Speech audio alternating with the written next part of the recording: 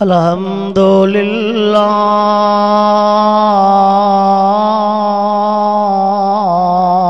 रब्बिल आलमीन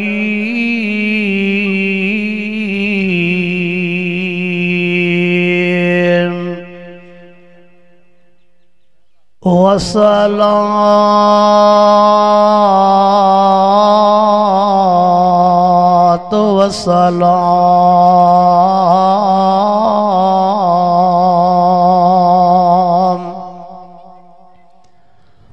अला सय्यिदिल मुरसलीन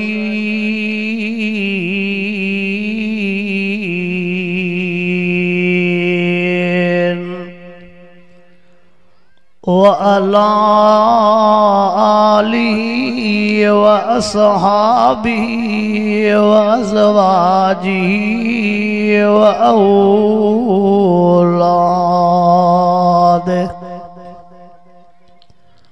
व औलादी व अहले बैती अजमईन।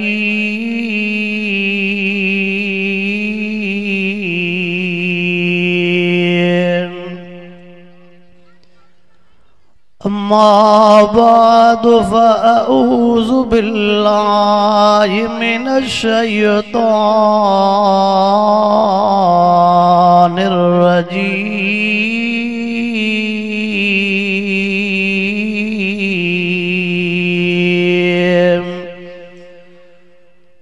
बिस्मिल्लाहिर रहमानिर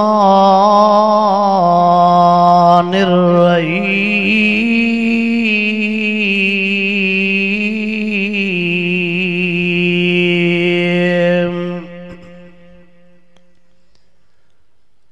सुब्हानक हाज़ा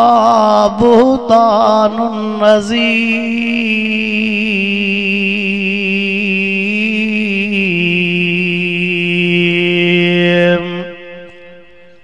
इन्नल्लाह व मलाइकतहु युसल्लूना अलन नबी या अय्युहल्लज़ीना आमनू सल्लू अलैहि व सल्लिमू तस्लीमा। सभी साथी आका से दिल जी मोहब्बत सां दुरूद शरीफ। अल्लाहुम्मा सल्ली अला सय्यिदिना व मौलाना मुहम्मदिन व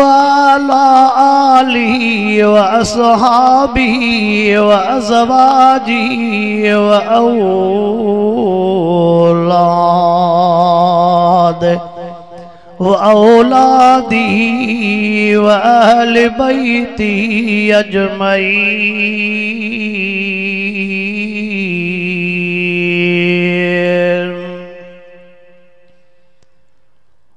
वाजिबुल एहतराम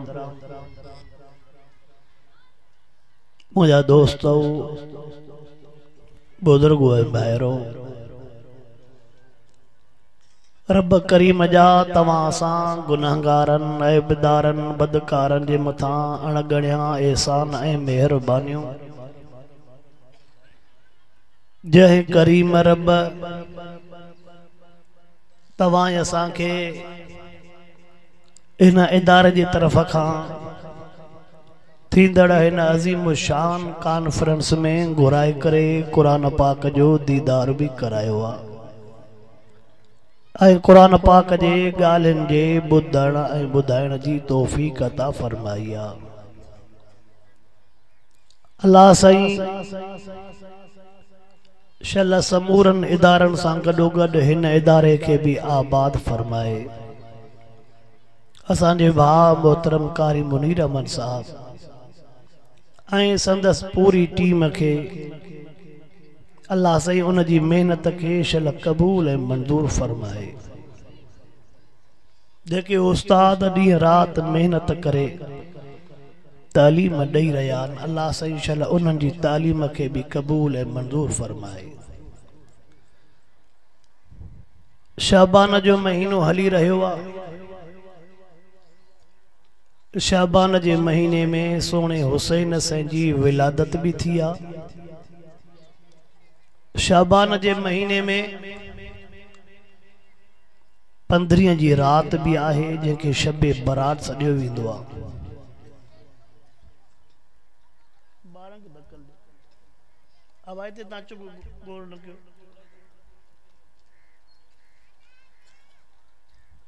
शाबान जे महीने में एक इंतहाई दुख होईंदड़ वाक़ियो भी पेश आयो। जहे महबूब मुस्तफ़ा करीम सल्लल्लाहु अलैहि वसल्लम के ॾाढो दुख आयो, ॾाढो परेशान कियो। जहे वाक़े अबू बकर सिद्दीक़ सोने जे सजे घर के रोवारियो।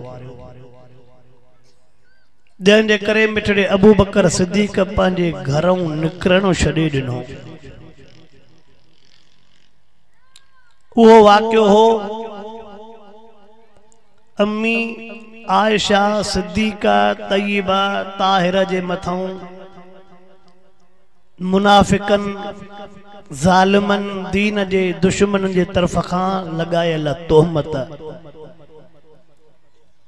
तो असां जे नंग जे मथां जेकॾहिं को आंगुर खणंदो आ त तोखो मुखो बर्दाश्त न थी सघंदो आ। तुझे मुझे बच्चन जे खिलाफ जेकॾहिं को ज़बान खोलींदो आ त तोखो मुखो बर्दाश्त। पर ज़ालिमन उन अम्मी आशा जे खिलाफ ज़बान खोली जंहिं अम्मीअ जो निकाह अल्लाह अर्श ते पियो कराए। ज़ालिमन उन अम्मीअ जे खिलाफ ज़बान खोली जंहिंजो रिश्तो अल्लाह पो कराए, जंहिंजी तस्वीर जिब्राइल जन्नत जे रेशमी रुमाल में खयूं पो अचे। ज़ालिमन उन अम्मी आशा रज़ी अल्लाह ताला अन्हा जे मथां ज़बान खोली जंहिं अम्मी आयशा जे अल्लाह जा सलाम ईंदा हा। जिब्राइल जंहिंजे अल्लाह जा सलाम पो खयूं अचे। ज़ालिमन उन अम्मी आयशा रज़ी अल्लाह ताला अन्हा जे मथों हुनन ज़बान खोली जंहिंजे पाक बिस्तर ते महबूब साईं हूंदा हा त अल्लाह जो कुरान पाक नाज़िल थींदो हो। ज़ालिमन उन अम्मी आयशा सिद्दीक़ा रज़ी अल्लाह ताला अन्हा जे खिलाफ ज़बान खोली जंहिंजे कमरे के अल्लाह साईं क़यामत ताईं रोज़ो पाक बणाए छॾियो। जंहिंजे हुजरे जंहिंजे कमरे ते 70,000 मलाइक पिया था भेरो ॾियनि। समझी छॾिजां इम्तिहान उन ते ईंदो, आज़माइश उन ते ईंदी, दुखियूं घड़ियूं उन ते ईंदियूं जेको अल्लाह जे जेॾो करीब हूंदो। हिन दुनिया कंहिंसां भी न रहायो आ। हिन ई दुनिया वारनि नूह पैगंबर जड़े फकीर इंसान जे मथों पत्थर वसाया। हिन ई दुनिया वारनि इब्राहिम खलीलुल्लाह जड़े जवान के बाह जे आड़ा में पे उछलायो। हिन ई दुनिया वारनि सोने यूसुफ जड़े हसीन जवान के खूह में पे उछलायो। हिन ई दुनिया वारनि सोने ज़करिया जड़े नबी के बिहारे करे कर्टन सां ब टुकर कयो। हिन ई दुनिया वारनि सोने ज़करिया जड़े नबी के बिहारे कर्टन सां ब टुकर कयो। अल्लाह जा नबी कर्टन सां बिना ऑपरेशन थींदी आ, आंगुर वढबी आ तॾहिं भी नशो हूंदो आ, पर अल्लाह जे नबी के बिहारे ज़ोरी कर्ट पा हलाइनि। रब भी ये सभई मंज़र ॾिसे पो त मुंहिंजो पैगाम पहुचाइण वारा अॼु कीअं था ब टुकर थियनि। हिन दुनिया वारनि ईसा अलैहिस्सलातु वस्सलाम के शहीद करण जे लाइ उन जे घर में घिरी आया। हिन दुनिया वारनि मूसा कलीमुल्लाह जड़े के पंहिंजो ॻोठ छॾायो। हिन दुनिया वारन जेकरे मां तफसील दे अचा हिन दुनिया जे जुल्म जो दास्तान भरियो पियो हिन ये दुनिया वारन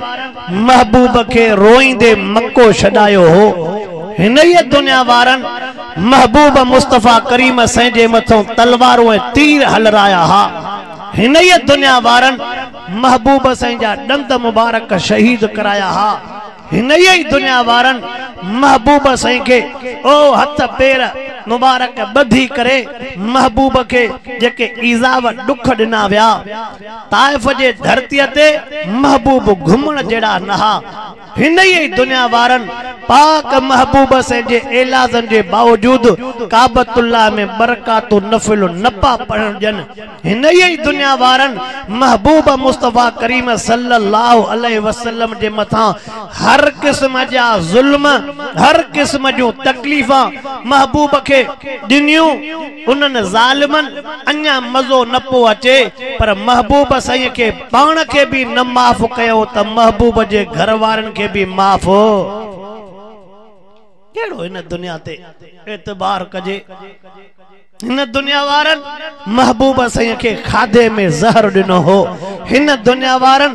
अबू बकर जेड़े जवान के मार दिनी हुई बेहोश थी वियो हो हिन ये दुनिया वारन अबू बकर जेड़े जवान के जहर दिनी हुई हिन ये दुनिया वारन उमर जेड़े जवान के मस्जिद में तलवारन खंजरन सा शहीद क्यों हो हिन ये दुनिया वारन उस्मान जेड़े जवान के 40 दी उन बुख ते रखी करे घर में घिरी करे खंजर हा हिन ये दुनिया वारन मुर्शिद अली जेड़े जवान के मस्जिद के दरवाजे ते तलवार सा शहीद क्यों हो हिन ये दुनिया वारन मिठे मोहम्मद करीम जे 72 पाक नफ्सन के करबला जे रेगजार धरती ते बचड़न के कुही करे साबित कयो त ही दुनिया कदे भी दीन वारन जी सजन नथी थी सके ए तो मां ता के थोड़ो एकड़ो नमूनो पेश कयो खुलासो छातो न करे त जी दीन जे वेजो इंदे रब जे वेजो थियणो चाहिंदे ती पाण के इम्तिहानन जे ला तैयार कर मां तोखो पुछा तो कया सोने हुसैन संजे बारे में जिनजे चपड़न के महबूब चुमन पिया पो जदे ये उन में तड़पंदा हुंदा रब न पो दिसे सोने हुसैन जे बारे में तो पुछा कया जे महबूब जे कुलन मुबारकन ते सवारी कई हुंदी वो सोनो हुसैन बच्चन समेत तीरन तलवारन जे बारिश में वेचाड़ो तकलीफ में हो चो ये दुनिया वारी थोड़ी तकलीफ आ पर इनन जे लाए जेको अल्लाह मथे राहत मजो रखियो आ वो शल अल्लाह हर के के नसीब फरमाए तमा तमाजे सामो सूरत नूर मा आयत जो जेको टुकड़ो तिलावत क्यो उन में अल्लाह उन बीबी आशा रजी अल्लाह ताला अन्हा जे मथा उन इल्जाम वारे वाक़े के बयान कयो कुरान फकत वाक़ियन जो किताब नाहे किसन कहानिन जो किताब नाहे कुरान पाक में जेके हर एक वाक़े किसे में नसीहतूं हिकमतूं लिखलान अल्लाह शल उहे समझण जी तौफीक अता फरमाए महबूब मुस्तफा करीम सल्लल्लाहु अलैहि वसल्लम के रब करीम यारन घर वारन जी इजाजत दिनी यारन घर वारन मा नंढे में नंढी घरवारी नंढे में नंढी घरवारी अम्मी आशा सिद्दीक हया थोड़ो माइन पासे दे भी तवा के वठी हला अम्मी आशा रज़ी अल्लाह ताला अन्हा जी उम्र जड़े महबूब सैया सा शादी थिया 9.5 साल या यानी अम्मी आशा रज़ी अल्लाह ताला अन्हा जी जड़े शादी थी महबूब सैया जी उम्र 54 साल अम्मी आशा जी उम्र 9.5 साल 9.5 सालन में बीबी आशा रज़ी अल्लाह ताला अन्हा वडड़ी थी उन टाइम ते सुन अबू बकर सिद्दीक पंजे न्याणिया जो बार लाए करे तोखे मुखे भी समझायो मुझी आशा जेकने वडड़ी थी मां अबू बकर सिद्दीक को बार तो लाया तो ओ महबूब जे मथा कलमे पढ़ंदड़ मुसलमान तू जो भी न्याणियों वडड़ियों थियन त तू भी मिठे मोहम्मद करीम जे सुन्नत ते अमल करे पंजे न्याणियुनि जो बार लाहे छॾजा कहीं कहीं इलाइक़े में न्याणी जल्दी वॾड़ी थी वेंदी आहे, आब हवा जो फ़र्क़ु हूंदो आहे, खाधे पीते जो फ़र्क़ु हूंदो आहे। पाण वटि त वरी अञा खाधो पीतो ई ॿियो आहे, तो असां वटि त वरी खजीअ जी मौसम आहे। न वेंदुमि हेॾे होॾे भउ न कर, बदल सिधो रोड ते हलंदुमि, एतिरो छड़ो चवंदुमि। अवा तो असां वटि त खारक जी मौसम आहे। न था ॻाल्हायो, अॻुण सुभाणे अलाह चओ पिया। अवा तो असां वटि त खारक ऐं शुहार जी मौसम आहे। पोइ इहो सिद्दीक़ अकबर जे मथां छड़ो वज़न आहे कि न असां ते बि आहे? हुज़ूर चारई न्याणियूं परणायूं, इहो फ़क़ति महबूब जो तरीक़ो कि न असांजे लाइ बि इहा सुन्नत आहे? सोने उमर फारूक रज़ी अल्लाह ताला अन्हु 6 न्याणियूं परणायूं। सोने उमर सोने अबू बकर सिद्दीक़ 3 न्याणियूं परणायूं। सोने उमर 6 न्याणियूं परणायूं। सोने उस्मान 7 न्याणियूं परणायूं। मुर्शिद अली 18 न्याणियूं परणायूं। अब इहा सुन्नत उन्हनि जे लाइ कि न तो असांजे लाइ बि? असां वरी पाण वटि तोणे खजी आहे, तोणे खारक आहे, तोणे शुहारो आहे, पर पोइ बि असां वटि छोकिरी जवान थिए थी 30 सालनि खां पोइ। ईअं वा थोड़ो अॻिते हलां, शाख को हेठि ला, न था ॻाल्हायो। बस एतिरो एतिरो ज़रूर चवां थो, अल्लाह साईं शल अख खोलण जी तौफ़ीक़ अता फरमाए। मुझे लफ्ज़न ते थोड़ो नोट कजाए, रब साईं शल अख खोलण जी तौफ़ीक़ अता फरमाए। कांदलो फ़कीरो दीगर ॿियनि ज़ातियुनि वारो ज़मानो अलाए काथे पातो आहे, हालात अलाए काथे पाती आहे। हिन अख में न लज न शनास न हया न ओ अलाए कहिड़े जहान ते मां कहिड़ा कहिड़ा लफ़्ज़ चयां। एतिरो ज़रूर चवंदुमि, अल्लाह जो वास्तो थी न्याणी न विहार, न्याणी न विहार, न्याणी न विहार। बार अल्लाह अॻिते न्याणी जो नसीब आहे जेको लिखियल हूंदो, अल्लाह ॼाणे न्याणी ॼाणे। पर तू पंहिंजो बार लाए, तू न्याणीअ खे दुआ ॾे त अल्लाह तुंहिंजो भलो भलो। महबूब मुस्तफा करीम सल्लल्लाहु अलैहि वसल्लम जे यारनि घर वारनि मां नंढे में नंढी घरवारी अम्मी आयशा सिद्दीक़ा रज़ी अल्लाह ताला अन्हा, जंहिं टाइम ते महबूब मुस्तफा करीम सल्लल्लाहु अलैहि वसल्लम सां शादी थी वई। शादी थियण खां बाद में मां तफ़सील ॾे त नथो वञा, पर उन वाक़े ॾे तव्हांखे वठी थो अचां। शादी थियण खां बाद में महबूब साईं यारनि घर वारनि जे लाइ अदल इंसाफ़ जे लिहाज़ सां रातियूं तक़सीम कयूं। जंहिंजी राति मुक़रर हुई, राति जो न उन घर वारीअ वटि रहंदा हुआ, पर 3 परीअ खां बाद में समूरन घर वारनि चक्कर ॾींदा हा। मतां कंहिंखे का ज़रूरत हुजे, मतां कंहिंखे का तकलीफ़ हुजे, 3 परीअ खां बाद में चक्कर ॾेई करे राति जो उन घर वारीअ वटि रहंदा हा जंहिंजे राति जो वारो हो। हुज़ूर सल्लल्लाहु अलैहि वसल्लम तोखे मूंखे समझायो, 2 शादियूं करें, 3 शादियूं करें, 4 शादियूं करें, तोखे अदल इंसाफ़ करणो पवंदो। लटे में भी इंसाफ़,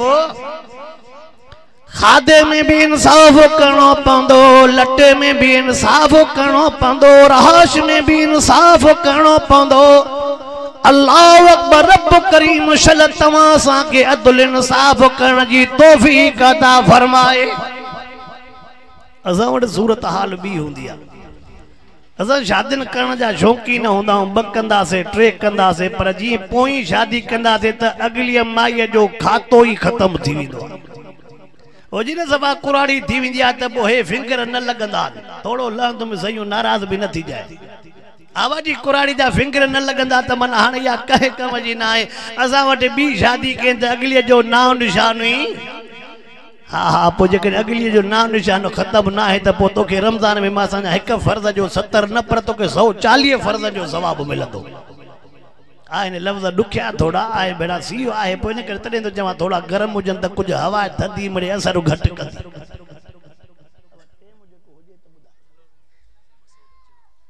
ओ मुसलमानो तवज्जो कयो, अल्लाह सही शला असांखे पंहिंजे बच्चन में अदल इंसाफ़ करण जी तौफ़ीक़ अता फरमाए। आमीन त चओ।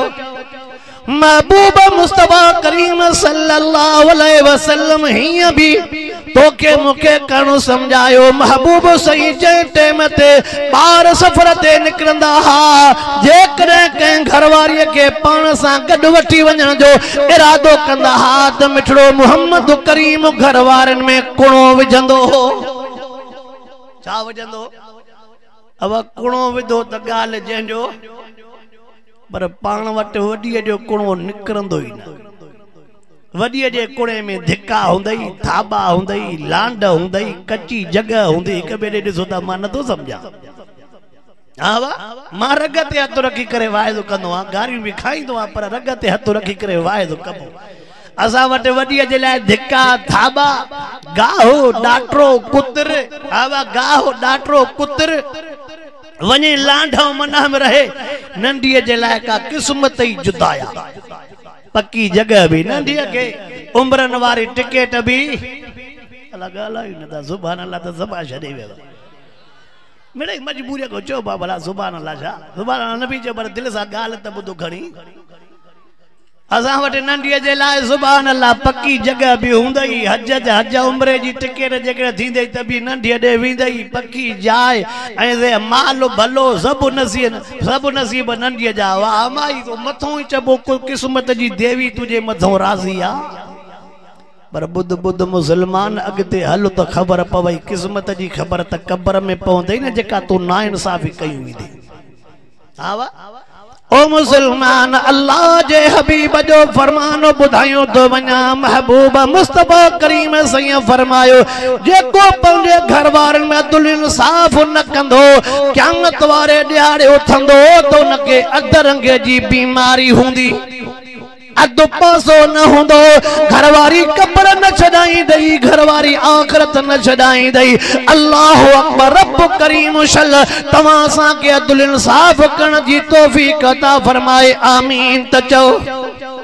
हुजूर अनवर अलैहिस्सलातु वस्सलाम जे टाइम ते शाबान जे महीने में जेका गज़वे लगिया जंगे लगिया जो नालो गज़वे बलिल मुस्तलक महबूब सैयद जी जो कुणो विधो घरवारनि में कुणो विधो त घरवारनि मां कुणो बीबी आशा रज़ी अल्लाह ताला अन्हा जो निकरी आयो अम्मी कुणो तो जो निकरंदो पर जेको इम्तिहान ईंदई उहो भी ॾुखियो ना वा अमी कुणो तो जो निकरंदो पर जेको इम्तिहान ईंदई अल्लाह अकबर अम्मी आशा रज़ी अल्लाह ताला ना जो कुणो त निकरी आयो सफा वाक़े के शाद कर दो कया कुणे निकरण खां बाद में महबूब सही जी मोटिया पाचन मोटी अचण खां बाद में हिकड़े चाह ते लश्कर जो जी जो पड़ाव पो रखन उन टेम ते होद जो ठयल हुंदो हो काठिया जो जे मथो पर्दो ॾिनल हुंदो हो साजे करे पर्दो छो तो न में मिठड़े मुहम्मद करीम जो घरवारियों वेहंदियूं ओ घरों निकरंदी हुई नबी से जो घरवारियों होदज में वेहन घरों पर्दे सां निकरन सॼो ॾींहुं उन होदज में सफ़र में होदज में यको पर्दो वरी जो घर पाचन तेसताणी असां वांगुर न त असांजो बुरको हलंदो फेज़वा ताईं अॻिते वरी चिबी थी किन ओरी शाख ताईं बधा हा वा असां वारो बुरको यको अॻिते न हलंदो को डंड ताईं बुरको हलंदो बस गोठ ताईं शाख ते पातासीं माना ॼण त हाणे तालुको ठरी बीरो आहे शुरू थी अल्लाह अकबर असां वरी तस्बीह न हू में पूरा हू घर वारी बेपर्दा वञे तो वारी हू काॾे वेंदी कुछ हा भी सिख अगते हलां तो छो चुप छो था थी वञो चक्कर जाए आवा मिठे मिठे वाइद ते त सुभान अल्लाह कुछ एडे आवाज करे घर में पर्दो ना है मा तोखो तो पुछा के असा मर्दन जे नमाज़न जो छा थींदो हाँ सही असा वारो बुरको थींदो दर तई बस दर को बाहर बुरको खत्म हे वेचाड़ो पंजे बस जिक्र अज़कार पेरी सिफ़ में से पेरी सिफ़ में बीहण में सवाब घणो आ ज़ाल के पर्दे न कराइण में गुनाह घणो आ इहो भी न थो इहो तो पुछा कर ना हर सफा गरम पासे दे हलाए तो नाराज भी न थी जाए सही सुभान अल्लाह जो 33 भेरा पढ़ो घणो सवाब आ भेण जो हक जो खाए तो घणो गुनाह इहो छो न तो पुछा करे सलात तस्बीह जी फजीलत घणी आ उहा पुछा करे तो धीअ नथो पणे उहा नथो पुछा करे तो धीअ विहाणो केतिरो गुनाह वा इहो पासो आवा इहो पासो सही असां के पासो उहो ॿुधायो बस जी तो उथूं शाख मो सिधो ई जन्नत में वञो जिब्राइल भी ॻोल्हे त वयो काॾो आवा जिब्राइल भी पुछा करे त बीठो त मूंसां गॾो हे शाख मो कहिड़ो जन्नतुल फिरदौस रे सिधो रस्तो थो वञे आवा हे लिकायूं के न ॿुधायूं आवा बुधायो या अय्युहल नबी कुल अज़वाजिक व बनातिक व निसाइल मोमिनीन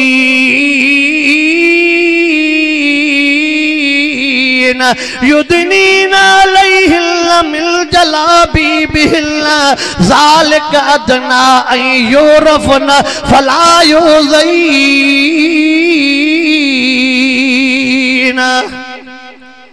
तवाजो हे मजहबी गोठा दीनदारन जो गोठा मां समझाया तवा टे शादिन में एड़ी मुसीबतूं न होंदियूं जेके असां जे पासे दी मुसीबतूं कि तहां जे दरन त घरन जे भी मथो वडा लाउड हलन था पिया हां अल्लाह शदद शादिन जे मौके ते 2-3 महीना अगे में ये वडा ईका हलंदा हां ईका हलंदा नमाज़न जे घर में त भी न हुंदा नी आवा नमाज़न जे घरन में त दीनदारन जे घरन में त मां समझा न हुंदा न किने वेचाड़ो चोंदो त सही वनी पाण जाने असां जो छा वनी एड़े जद को वनाए पाण जाने बाकी पो तुम बरत छाते आ थोड़ो अगे ते हलान के न पता रोड ते चला छा के हला सभा चुप थी आओ आवा दे खबर आवा दीनदारन जे घरन ते भी हलंदा हुंदा 2-3 महीना न त 15 ॾींहं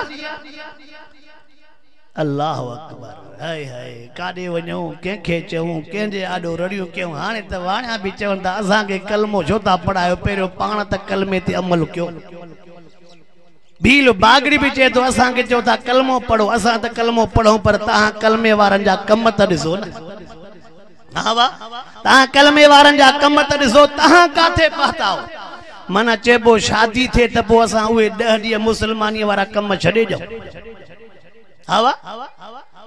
या अय्युहल्लज़ीना आमनुत्तकुल्लाह हक़ तुकाते ओ कलमे पंदर मुसलमान कलामुल्लाह जे आयत नजर तकर या अय्युहल्लज़ीना आमनुत्तकुल्लाह हक़ तुकाते वला तमूतुन्ना इल्ला व अंतुम मुस्लिमून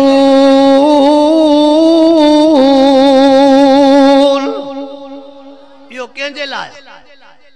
असां जे लाए कि न बियन जे लाए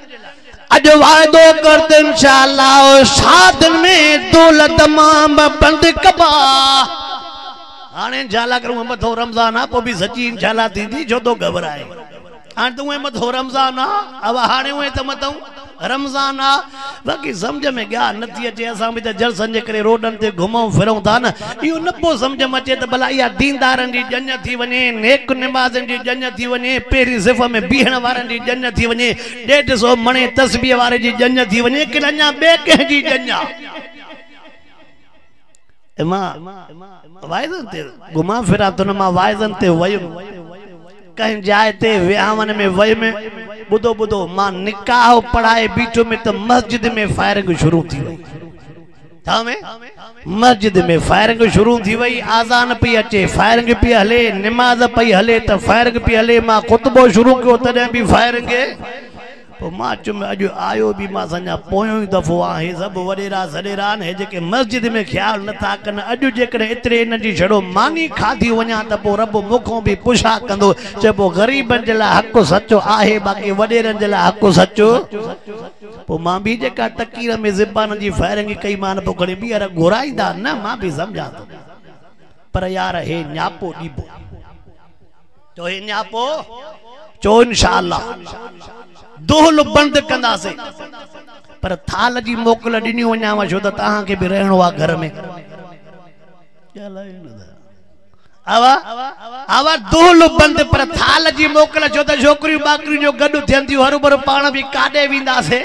एड़े सर्दीअ में काॾे पराए दर ते धिका थाबा खाईंदासीं। मुसलमान कुछ पक्को मुसलमान थी, ये ना है तो वाणे सां मिले तो राम राम, मुसलमान सां मिले तो अस्सलाम वालेकुम, शिया सां मिले तो याली मदद। हिक जाए ते सुक जो किलो थी, गप जो किलो न थी, पाण ते गैर मुसलमान खिलाए न।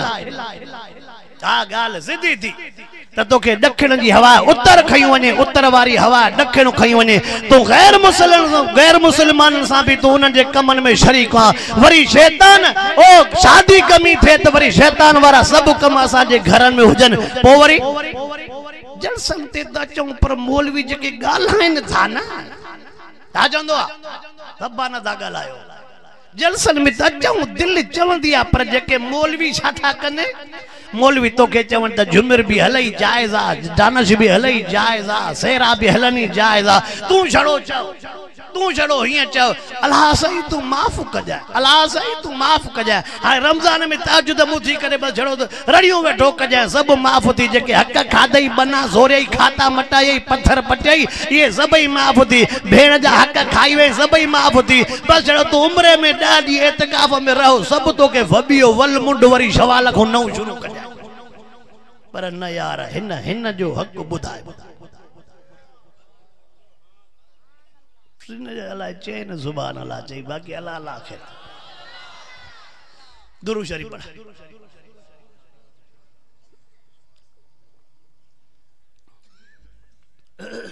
थोड़ो अर्थ तो दे बोटा सिद्धो कर हर मारा न पाण के मां जाए दे फिराई न थोड़ी सी अर्थ जो कही। अल्लाहुम्मा सल्ली अला सय्यिदना व मौलाना मुहम्मद व अला आलिहि व सहाबी व बारिक व सल्लम अलैहि। तवज्जो कर मामी आयशा रज़ी अल्लाह ताला ना जी गाल पो कयो। बस रोड ते चढ़ी आया हाणे त भव लथो कि ना जाना। आवा हाणे त सुभान अल्लाह जो अगोड़े घणी माशाअल्लाह नऊज़ बिल्लाह अस्तगफिरुल्लाह जेको चयो उहो जो गुज़रियो, पर हाणे त बीबी आशा जी हुजूर अनवर अलैहिस्सलातु वस्सलाम जो घर वारियूं जंहिं टाइम ते महबूब सां गॾु निकिरंदियूं सफ़र ते जो निकिरणो थींदो हो त जंहिंमें महबूब मोहम्मद करीम जूं घर वारियूं परदन में हूंदियूं हुयूं। अम्मा आयशा रज़ी अल्लाह ताला ना जो कुड़ो निकतो महबूब मुस्तफा करीम सही सां कठे आ। जिए जो सफर तो मोटा पाचन जंग तो मोटा पाचन राज टेम ते कजाए ते पड़ाव रखियो। ओ मुझी अम्मी आयशा, ओ मुझी अम्मी आयशा, अल्लाह जेडो तोखे मकाम दिनो आ, अल्लाह जे तरफ का तुझे मथो इम्तिहान भी ओतराईंदा। अल्लाह सही ज़ाहिर पो करणो चाहे जेडो महबूब जे वेझो थींदो तेतिरियूं तकलीफ़ां ईंदियूं। जेडो महबूब जे वेझो थींदो ओतिरियूं तकलीफ़ां जो तकलीफ़ां सहबियूं, पर कुरान ऐं कुरान वारनि जो पासो आवा तकलीफ़ां ईंदियूं, पर कुरान ऐं कुरान वारनि जो पासो। असां मुलनि खे जेकॾहिं को धक्को सको लॻी थो पवे हे हो पोइ वरी खिलो था। हा वरी पोइ छा था खिलो था यार। उन जंग में वीचारे अल्लामा राशिद साहब के यार जंग में गोली हयूं रत पी वयस न जो मुड़े थो सदको वञे मुफ्ती जा पुट। हाँ सदको वञे मुफ्ती जा पुट। अल्लाहु अकबर। जेकॾहिं गोलिन पत्थरन खां डिॼबो त पोइ हे काथे त मके में हुजे हाँ पोइ मदीने पाक में न अचे। हाँ पोइ मके में हुजे हाँ पोइ मदीने पाक में। अल्लाह सही शला सा के उलमा जो अदब नसीब फरमाए। मुसलमानों मैं जुमलो चवण तो चाहवा अध कोप ते मुफ्ती न थी विंदा क्यों, पराई प्लेट बिरयानी जे प्लेट ते मुफ्ती न थी विंदा क्यों, ओ न मुर्गी जे जंग ते मुफ्ती न थी विंदा क्यों, पराए मानी होटल वारे बोल ते मुफ्ती न थी विंदा क्यों। मता ज़बान मको आलमन जे ला लफ्ज कढे हिक अमल भी न बचई रब सब चट कराए। जेके 24 कलाक अल्लाह जे कुरान जे लाइ ॾींहुं राति पंहिंजो हिकु कयूं वेठा आहिनि, घर दर छॾी वेठा आहिनि। छा उन्हनि खे कुरान जी ॻाल्हि, उन्हनि खे कुरान सां मोहबत न आहे? असांखे छड़ो मोहबत आहे। आवा हितां जो माइट वेठो आहे न, इन को पुछा कर त आलमन सां गॾु हलबो, तूं त पैसा न भरिया न। आवा इन को पुछा कर आलमन सां गॾु हलबो त तकलीफ़ां बि उनको वयो तो ना वरी चयो ने मैटर जॾहिं मुल्हनि खे खणाईंदई वयो आ न अब आइए ना अल्लाह अकबर पो वो बुजुर्ग आलम सगोर मोला अब्दुल हमीद लुंड आवाज अज भी सागो यो कुरान जो पैगाम पहुंचाए तो कि नथो पहुंचाए ये रुकावटूं ईंदियूं तकलीफ़ूं ईंदियूं ये रुकावटूं ईंदियूं तकलीफ़ूं ईंदियूं पर असांखे कलामुल्लाह छा थो सम्झाए अहसिबन नास अन युतरकू अन यकूलू आमन्ना वहुम ला युफ्तनून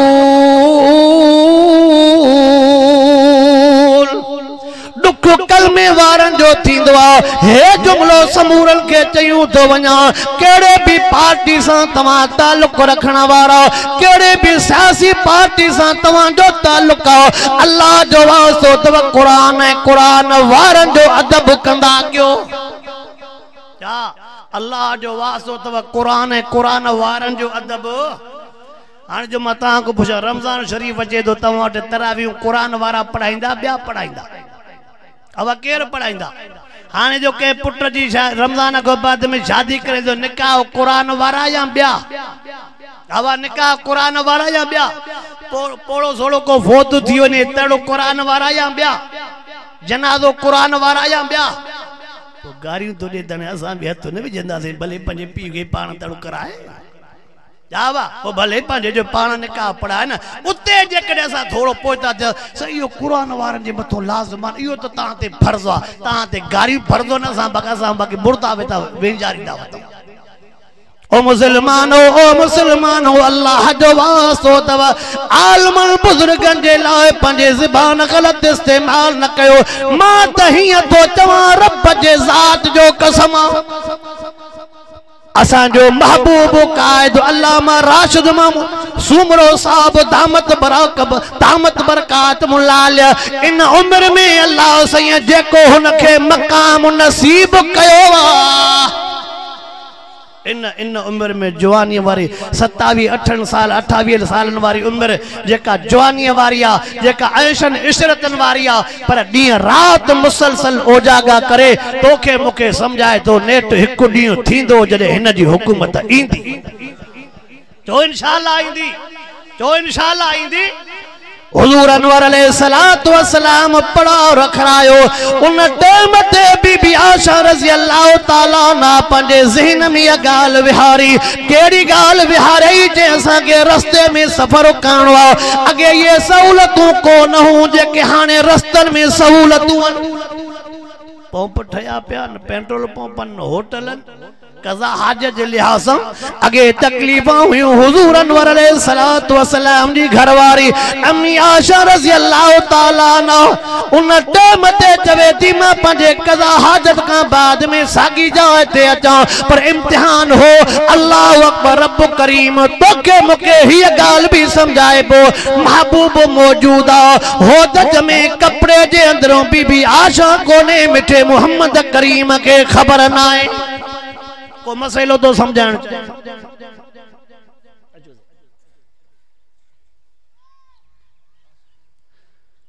हुजूर अनवर अलैहिस्सलातु वस्सलाम मौजूदन उस्तादुल उलमा शेखुल हदीस जमयत उलमा इस्लाम जिला खैरपुर जा अमीर मोहतरम हरसैन मोहम्मद रमदान फुलपुर साहब जन स्टेट ते पहुंची चुका हन बस मैं आखिरी गाल तो कया तवज्जो कर को मसलो तो समझाण चाहया हुजूर सल्लल्लाहु अलैहि वसल्लम मौजूदन अंदर होदज में अंदर उन कपड़े में अम्बड़ आशा ना है त महबूब के खबर तो गैब जो इल्म कंखे आ गैब जो इल्म कंखे आ अन्या असा इन गाल में फाथा बीठा हूं त बकरी निकरी वया हलो त फलाणो न ते पढ़े तो छाते तो पढ़े छाते न भी छाजो बुधाए न भी छाजो हां जको पढ़े ही अंगूठे ते तो छा समझंदे जको पढ़े या अन्या असा अंगूठे में फाथा पिया हूं हाने नड़े अंगूठे ते सजो पियो तो कांधड़ो देखारजे हाँ वाह चंदा असा केला घड़ी करे नालो छो तो खणा बाबा सही को मसलो तो समझाया ऐं अगलो जो को पढ़न वारो आ न वो दिसंदो त हिन जो सोटर सा जरूर जेड़ो हुंदो हो भी तो उस्ताद है ना हो भी तो शायद इन जो पुफाटन मारोटन सा जेड़ो जरूर हुंदो न चोंदो सही अचई तो पियो सिंधी टोपी पातल त घरों निकतो आ हल भेड़ा जा बच्चा घरों शुरू कंदो दी त शामे हुंदा से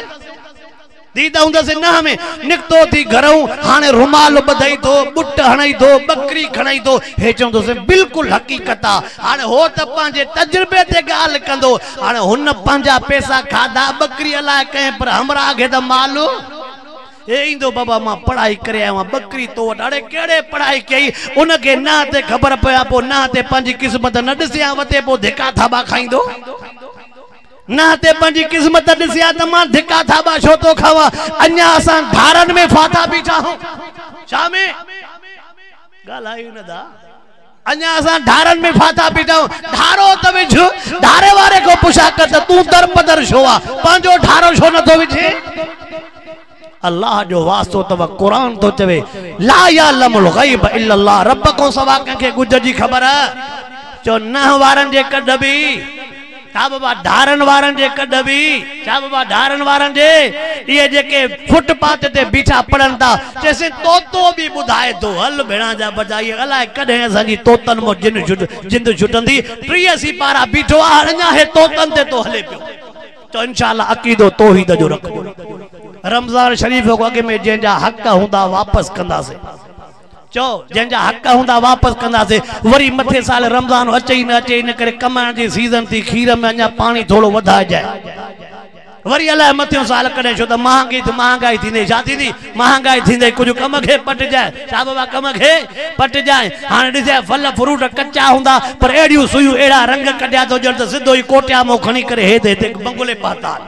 अल्लाह से असां खे सच्चो हकीकी मुसलमान बनाए जिंदगी रही त अम्मी आशा रज़ी अल्लाह ताला अन्हा जो तमाम वडो वाक़ियो आहे उन में खोड़ सबकन रब सही अम्मी जो अदब उम्महातुल मोमिन जो अदब असहाबे